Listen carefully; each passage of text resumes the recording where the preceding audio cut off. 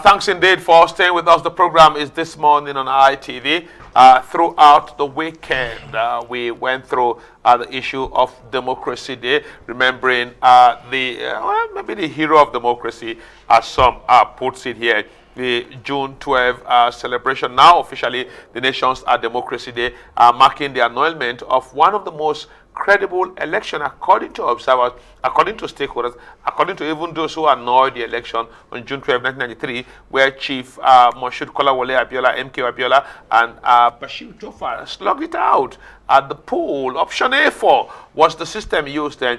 The whole election went in favor of Bashir Kolawole Abiola, MKO, and it was annulled by then military head of state, General Ibrahim Badamasi Babangida. Since then, there have been so much talk. But now we're looking at democracy since 1999. How best have we fared in a democratic dispensation? Wherein we've started that period, we got so much political intrigues, so much political drama. In 1999, when General Abdulsalam Abubakar actually set the tone, we saw the emergence of, maybe because of the June 12 struggle, every part of the country left it for the Southwest, maybe to pacify the Southwest over the demise of MQ Abiola and the annulment of general elections. So we had the two Olus coming out, Olu Falaye and Olu Segun, for the APP, the All People's Party then, and the People's Democratic Party, the PDP, that had Olusegun Obasanjo having been brought out of prison to come and run the election. Where the Southwest did not go with Olusegun Obasanjo, they went with Olu Falaye. What we see now, maybe the Southeast not aligning with the North, wasn't so before. In 1999, they aligned very strongly. The Southwest was packed in a corner. Southeast and the Northern Bloc brought in Olusegun Obasanjo. We had 8 years of navigation. After the 8 years of navigation, while President Olusegun Obasanjo was going, power was moved back to the north. And this time around, he actually picked to succeed him, late President Umar Yar'Adua, as well as the then governor of Bayelsa State, Goodluck Ebele Jonathan. In 2007, on May 29, Umar Musa Yar'Adua was sworn in. Umar Yar'Adua was sworn in as the president of the country with his deputy as Goodluck Jonathan. Well, he stayed for a while and he passed on. And Goodluck Jonathan was made president and commander-in-chief of the armed forces. In 2011, the president then, having gone some tenure, contested on the PDP platform, and we know the big slug, and then I had no shoes and all of that. And the president won the election, defeating General Muhammadu Buhari, who was his rival then for the CPC. In 2015, no, 2000, that's 2000, and if I'm right now, 2011, 2015. I think at that time we now saw the very big one here, wherein there was merger, where some blocks decided and resolved that we can't go this all alone, and there was merger. The part of Abga, of Rocha Sokorocha, the part of the CPC of Muhammadu Buhari, the part of the ACN of Bola Asiwaju Tinubu, and some other groups merged together to form the APC. And when the APC was formed as a merger, it got to that time that they all resolved to bring a candidate, and they got some real big struggle. Atiku Abubakar was a big name on the block here, but General Muhammadu Buhari defeated him at Lagos, and everyone got talking about it. Later on, we saw him pick his vice, Yemi Oshibanjo, while incumbent President Goodluck Ebele Jonathan had to go with his own vice, Namadi Asambo. They went to the poll, I think February 14 or so. The poll was later postponed into March, and in March, the poll came in for the first time in Nigeria's history. Incumbent president was defeated, and he considered defeat, handed over to President Muhammadu Buhari, and that part went on for 4 years. After 4 years, in 2019, there was another election. Nigerians went to the poll again, this time with Atiku Abubakar, who have returned back to the PDP now, coming with the umbrella, and President Muhammadu Buhari staying as incumbent president. They went, and President Muhammadu Buhari got re-elected for his second term. Well, it's about 22 years now since 1999. Maybe not fully up to, but around that level here. But now want to look at our democracy. You know, at first, everyone talk about a nascent democracy. For the past 10 years, we said nascent, 15 years nascent, but in the last 5 years now, we've stopped using that word, a nascent democracy. We now leave it at democracy, or some use it as uninterrupted democracy now. How far, how well? We have with us here Smaila Musa, Director of Strategy and Programs, Coalition of Northern Groups, as our guests. A very wonderful morning here. Good morning. Yeah, let's start off here. I just went through a little bit of the chronicle here. Uninterrupted democracy. Let's start off with your take before we break it segment by segment. Oh, okay. Some say we got everything to celebrate. Some say we got some say we got little, and all of that here. Let's see your take. Yeah, well, if you go back to what happened prior to 1999, you will know that it was actually a period of so much killings, so much because people actually lost their lives fighting for democracy to come into place in Nigeria, you know. And of course, you know, the military, their posture is always no nonsense. You can't talk. We saw how so many people went on exile, you know, who are pro-democracy at that time. We saw how some people have to float radios from outside the shores of this country, you know, insisting on democracy must come to Nigeria and it must come to stay, you know. So going back memory lane on all the things that happened when in 1999 we've eventually you know, had a civilian president. There was so much euphoria, you know, so much joy, so much celebration that now it's now the government of the people, you know, by the people for the people. You understand? But you know, over the years things started going bad and so much criticism started coming into play. Some persons are also of the opinion that really not much has changed, because you have another military, a retired military general becoming the president. So, you know, what has just changed is the uniform. you understand? And that came very much when we had the Zaki Biaman Odi issue. You understand? So really, and over time we started seeing so many other things, even though that lay a template, or I mean, it was like an introduction of what it should be like when it started, you know, in 1999, which we felt, okay, it will get better, you know. But over the years, things started going bad. In about between within this Fourth Republic, we've had about 2 military generals coming in as and 2 academicians and 2 academicians, you know. So really, when you look at both, you really can't place your hands on the difference that much. Is it because we started on the wrong footing, but now can we go back first of all and just see if we can, within our time framework, hit it hard here? Yeah. Let's look at infrastructure. Have we done well from where the Abacha, the Salami, and others stopped to where we are now? Well, I think we have fared a bit okay. I mean, better than what we used to have, if you look at it, because you know, anyway, it's a general given. Any country is, you know, I mean, under normal circumstances, it's supposed to be progressing.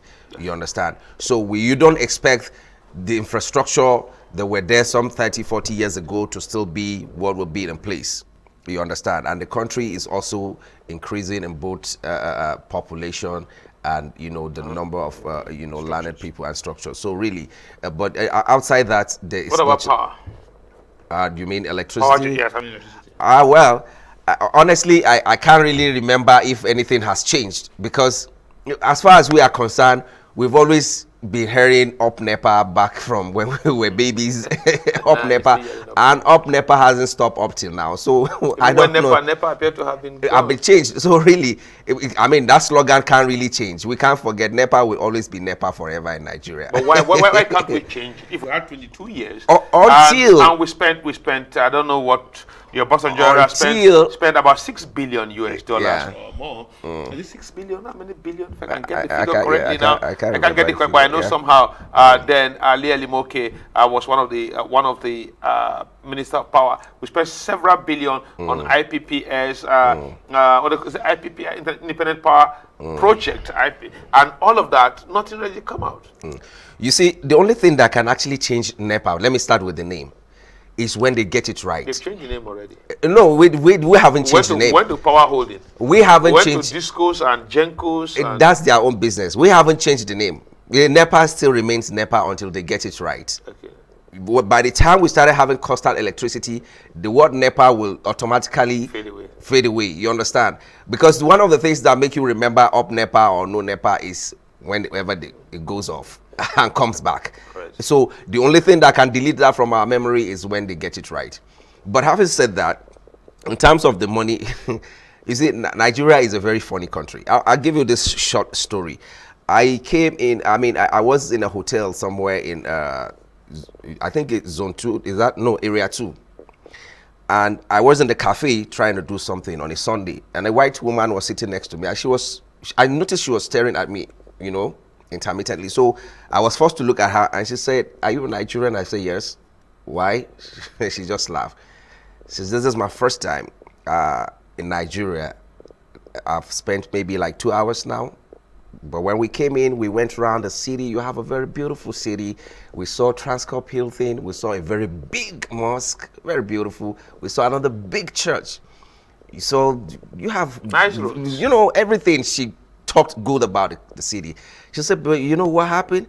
When I checked into this hotel and I went into the bath, I had soap on my face. By the time I opened my eyes, I found myself in the dark. So I thought I went blind. So I was scared because I couldn't see anything." Until I welcome to Nigeria. Then I was, struggling to find my way around. And then I eventually opened the bathroom door. And lights came in. Made a ray of light from outside. So it went on like that like 2 times. So I was forced to call my colleague who we came together, because I know her room number. So I called from the intercom. And I told her what happened. She said, "Baby, welcome to Nigeria." So she said, "What a funny people. You have all the money in the world to put all these structures together, and yet you can't fix your light with all these beautiful things." I felt these people must be very funny. You people are jokers. And I was short of words. That is a summary of what we are in this country. We love jamborees, parties in the name of governance, throwing parties all and there. You want to, by the time you constitute a committee alone, you will find out how much was earmarked for one sitting. So you won't be surprised when you hear billions of dollars. Just one sitting. In some cases, you hear some people are going to America to go and sit. To go and understudy. Understudy. Or to go and look at the Super Tucano. You understand? You said I visited last 2 weeks. You understand? They went to the US, about 7, 8 of them. I don't know how much was the cost of the journey, but they went to go and see the Super Tucano jet. So really, we're not moved anymore by when you hear figures. We are used to it. That's how they've been calling it. They've called it to the extent that you don't even know what is the value of this money, because it's something you hear every time, every now and then, and you get a bit confused that but in all of these years, why can't we get our power infrastructure right? Because some have said that during the military era, it appears better. Light is going to come back. So you wait, and when it comes, you praise the NEPA. You praise NEPA. That's what led to up NEPA. Light will come, you shout up NEPA. Because you're excited, shouting up NEPA. Yeah. Later on, it went to a point that it became an ordinary slogan, because while we had up NEPA, then I knew growing up in the late 70s and early 80s, in Bauchi State, we shout up NEPA in excitement, because it goes up within 5 minutes, it's back. As it comes back, you just shout. Those lamp you used to remove the glass. I don't know whether you did that small lamp. I know. You used to clean. I usually broke that glass so much and got bitten for it. You remove the glass, you clean very well. Yeah. You use your saliva to clean most times. Sometimes you use water and rag. Yeah. And but now it appears we're not getting it again. Yeah, you see, there's like a dastardly attitude on the part of the politicians. You know the right thing to do. There's so much sabotage around the NEPA system. We've had I mean, it's an allegation, but of course, that needs to be properly investigated. Or even if you're not sure as the president, why not try to flush the system? You hear that they say, oh, the people selling generators are actually bribing But the them. other minister, Nebo, said witches appears to be involved in this power. You heard about that issue? Who are the witches? The witches are also Nigerians. In the power issue that he was working, power minister, he struggled everything and it wasn't working. That witches must have a hand. Because they have not done the right thing. Flush the system. There are some people who are oracles in that system until they leave the place in total, because they are passing, it's been passed down from one generation to the next. They know how to sabotage the system. You understand? We heard about how people who are selling importing generators into Nigeria are also part of the saboteurs who are bribing them so that their business will keep thriving. That needs thorough investigation, and the president needs to do the needful in that regard. Whoever becomes the president, if after now, because it seems General Buhari will not be able to fix that, obviously. So this needs to be looked into properly and say, look, what can we do? It doesn't really matter even if we are getting some foreign help in that regard to say, look, this thing, we must get it right. We have heard about how many of them now, 4 of them have come. Their campaign slogan is always, they are coming to fix the lines, 24 hours uninterrupted power supply.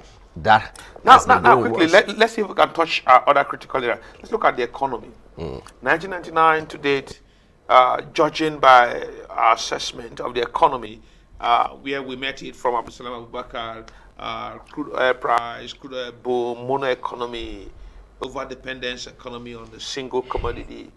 How will you assess it 22 years? Yeah, well, you see, first, the civilian regime is actually the best thing for any country, right? And on the note which we started, according to some persons will argue that some countries because that experiment failed. We are told that some despots are largely great men like Muammar Gaddafi. Well, I don't even pray for us to have that type over here. Of course, in the long run, you feel he did a lot of great things in his country, but you understand, because of the violations and all of that. But you see, the point I'm making is, if you look at our foreign reserve, what the civilian regime inherited with what we have in the long run, you feel, okay, it's better off. I think at that time, it was about maybe $59 billion in terms of the GDP, and over it start increasing and all of that. But you see, the problem actually with civilian rule is, or maybe the Nigerian case now, is that it's quite very expensive. You understand? You have so many duplications of offices that is actually gulping money, that is actually not making the dividends to really have more meaningful impact in the long run. For instance, we don't have to have 2 houses in the National Assembly. One should be okay for a country like, of course. We believe that if you have a bicameral legislature like the UK and the US, we'll be running properly. We should look into our own problems. Look, there's a time to crawl. There's a time to run. There's a time to fly. Don't look at people who are already flying. When you are supposed to be crawling, you say, no, I have to fly as well. You understand what I'm saying? So really, you have to look at what you have. Back in the days, the slogan used to be, or the adage used to be, cut your coat according to your size. Nice. But now it's no longer like that. Cut your coat according to the material that is available. You get it? So there are so many things. Yeah, of course, it's a good thing we can borrow from them, but we need to tone down in areas where we feel we can't afford. Why haven't we diversified the economy all these years? That's another question, We've heard about really. Cocoa rebate, cassava rebate, sugar rebate, rice rebate, fishery rebate. We heard about several things, but the sooner they come, the sooner they disappear. Yeah, because you see, the attention, you're trying to diversify, but your focus is still on the petroleum. You understand? And once you have that, it's going to derail you from, we're operating on agrarian economy until the oil boom, and then every attention now is in that direction. The people who ought to be in the farm are now, some of them are already there trying to lift crude. You understand? So, and whoever is in farming now, or the big shots who have been in farming, they're not doing it in a large scale because they feel it's just like a hobby. Of course, their interest is in the crude. It's either they are lifting or they are rendering one service or the other in the oil industry. So that's where the major money is coming from. But this one is just a hobby. So really, and that will keep us in the state where we are right now, in as much as we believe it is only oil. And you see, we are not even planning ahead. A time will come where oil will no longer sell again. Just take, for instance, when in 2016 the global oil price crashed, Nigeria went down with it because there's no any proper planning. We went into recession simply because, you understand, there is no any alternative to oil that we have.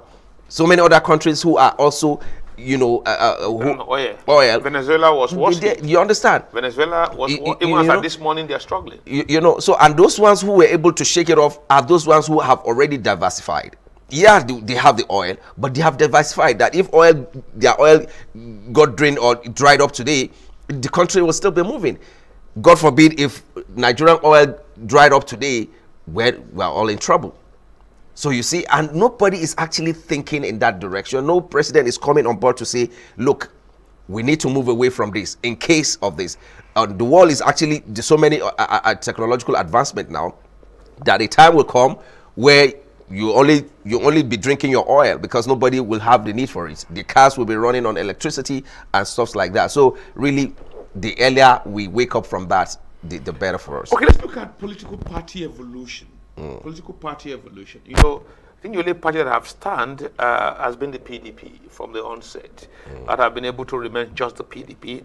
The APP metamorphosed into the ANPP. Yeah. From the ANPP, it metamorphosed into they had this breakaway CPC group, and ANPP group still remaining. With Bafarawa, while President Buhari was on the other side, and it metamorphosed until the Alliance for Democracy that was very strong in the Southwest in 1999.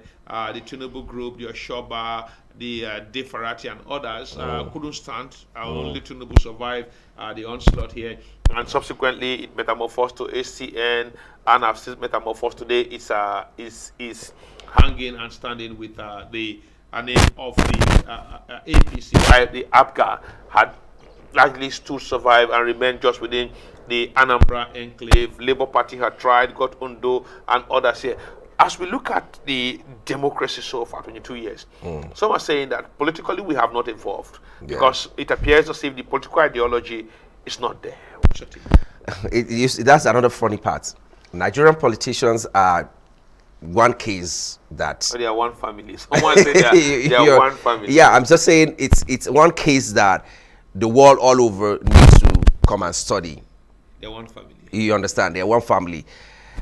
There is no any political ideology. And I'll give you a case in point.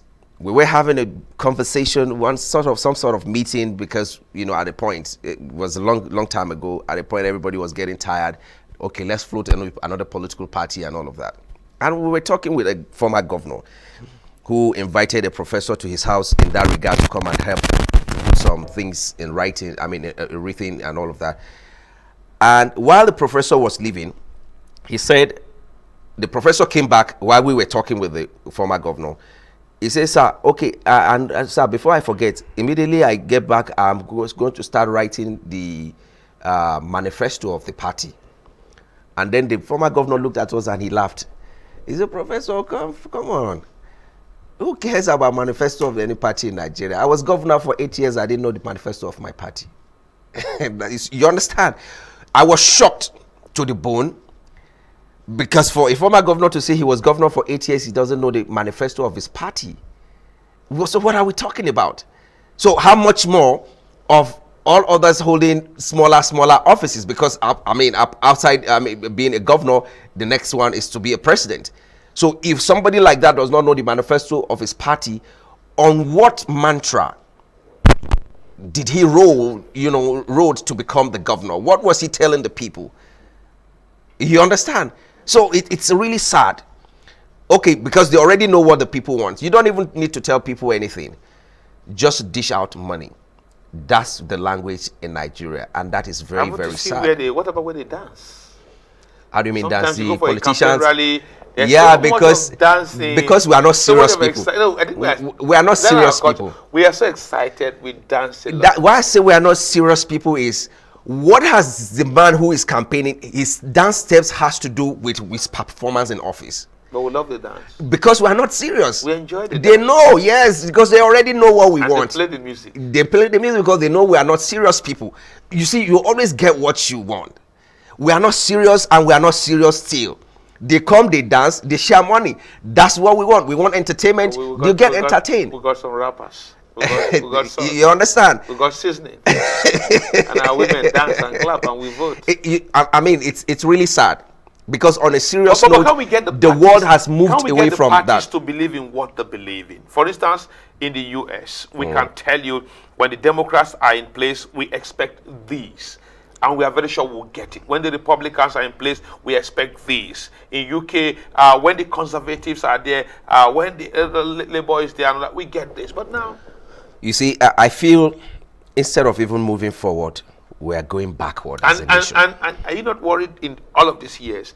Politicians, maybe apart from President Buhari, Bola Tinubu, maybe Goodluck Jonathan, few of them. Others have transversed the party, they've mixed up, they've gone, they've come, they've returned. Some have gone 4, 5, 6 times, going around major parties. Because it's not about the electorates, it's about them. And you see, you will be an idiot for you to think this set of politicians we have in Nigeria is going to the office because of you. You understand? You'll be an idiot. It's all about them. They don't even consult with their people before they jump those parties. No, because they believe they know the idiots, they will know they will follow them. Even if they are going inside the fire, they will follow. In as much as they keep dishing out peanuts, they know they will follow. You understand? It's only in Nigeria that you find this kind of scenario, and we have so much enlightened people.